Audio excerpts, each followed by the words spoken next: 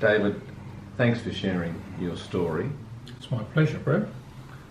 I'm interested about when your story, this chapter of your life story, when it occurred.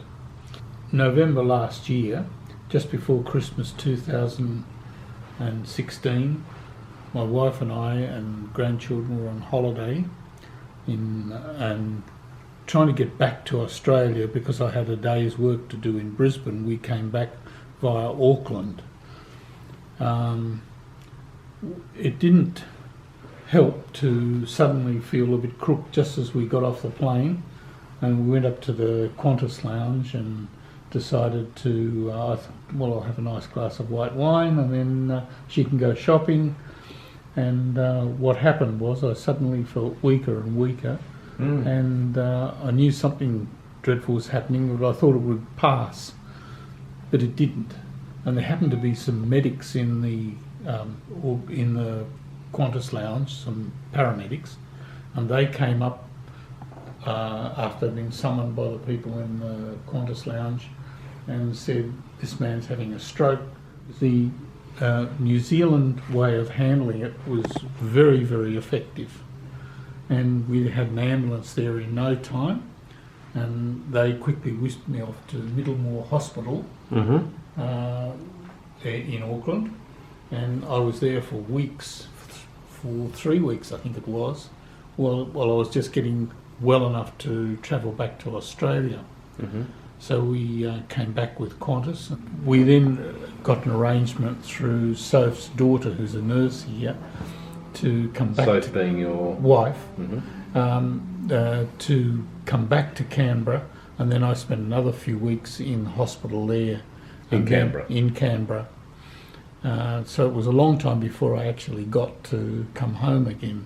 Inspired me with this is that I just wanted to be able to say to people the sort of things that I've been asking, to hopefully make it easy for someone else to access this sort of information. It's nothing highly technical, it's just things that you would like to ask but didn't know who you could ask. There's so many different kinds of strokes and so many different kinds of sufferers, and also you're at a very different situation week to week. And I hope that one element of this will help people to understand it better.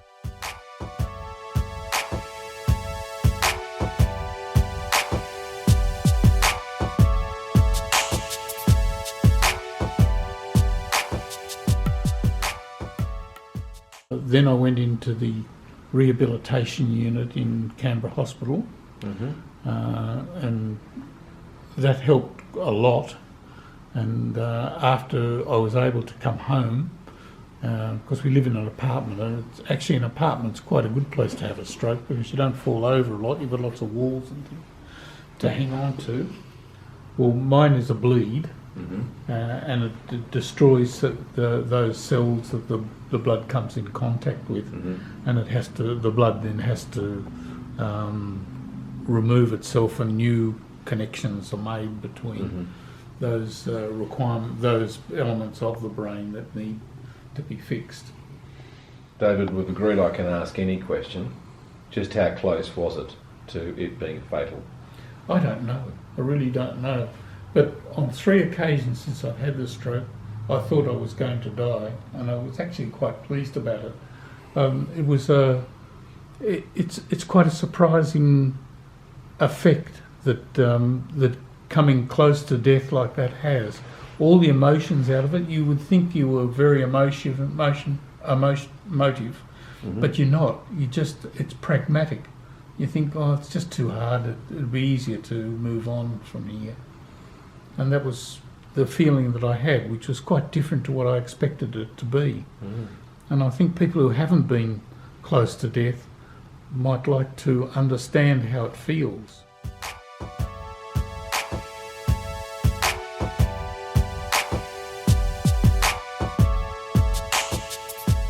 You were a man who was enjoying life before the stroke. Certainly was.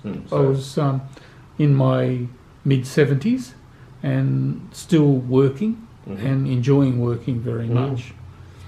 And in fact, I was almost a bit resentful about taking a week off to go on holiday and insisting on coming back via Brisbane instead of the direct flights into Canberra because I needed to catch up with my work.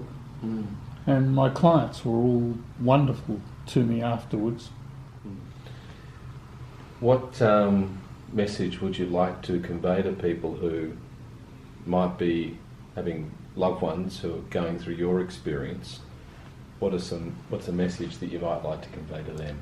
Well, just to be able to recognise a stroke, and they're not all the same. We assume that your face drops and all that. Well, that didn't happen to me.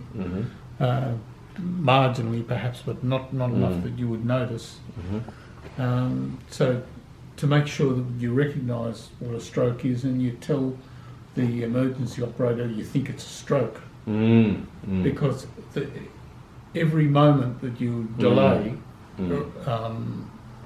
is a problem.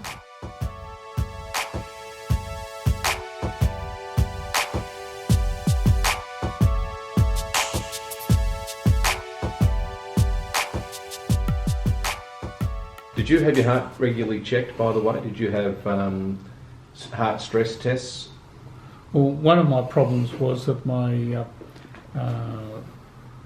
heart was not properly controlled, and it should have been. And I thought I'd be able to handle this myself. And I thought I was well underway in terms of moving beyond the requirement for medication. Boy, was I wrong. And that was keeping my blood pressure low. I should have been much more vigilant in doing that. So you've been told by a medical practitioner to do this? Yes. And you hadn't listened? Is that something like that? Yeah. It took about 3 months before I was in the position that I am now, that I'd like to talk about it.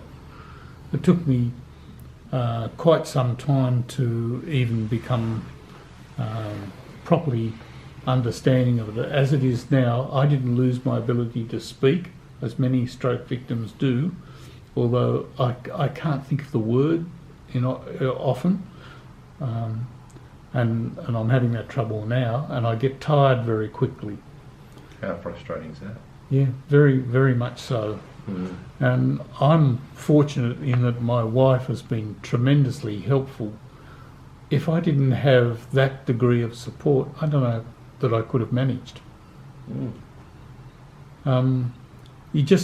can't even decide when you've got to go to a gym session for stroke, because you can't remember what you've decided, you can't remember what you agreed to, you can't remember whether you've taken your medication, you can't remember any of these things. Long-term memory, as they always say, is still quite good. Short-term memory is awful.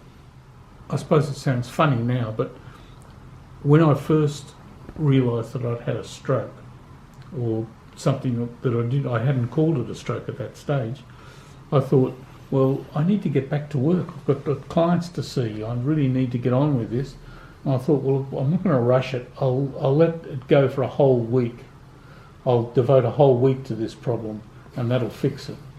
Here I am 3.5 months later, or a bit more than that now, and I'm still not close to fixing it. So it sounds like part of the trauma is losing that part of your previous life. Yes. But it's a lot of people get very depressed by it all. Understandably. But it means for me, I can't do my work anymore. I can't do this work anymore. I'm a mediator, and as you would know, you might have a whole day of concentrating on a particular matter with particular clients. Well, I couldn't go for a whole day now. So to have lost that. And mentoring was my other range of responsibilities. Well, I would often do half a dozen mentoring clients in a day. Ones I knew, of course, so we're not starting from scratch with these ones, but at least 3 in a day, but I couldn't do that now. I'd be exhausted. Mm.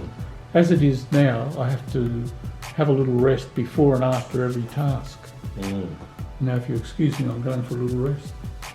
Might be a good point on which to finish. Okay. And in the next vlog, we're going to be speaking about those near-death experiences, or Okay. the experience around death. Okay. This. Thank you. Right.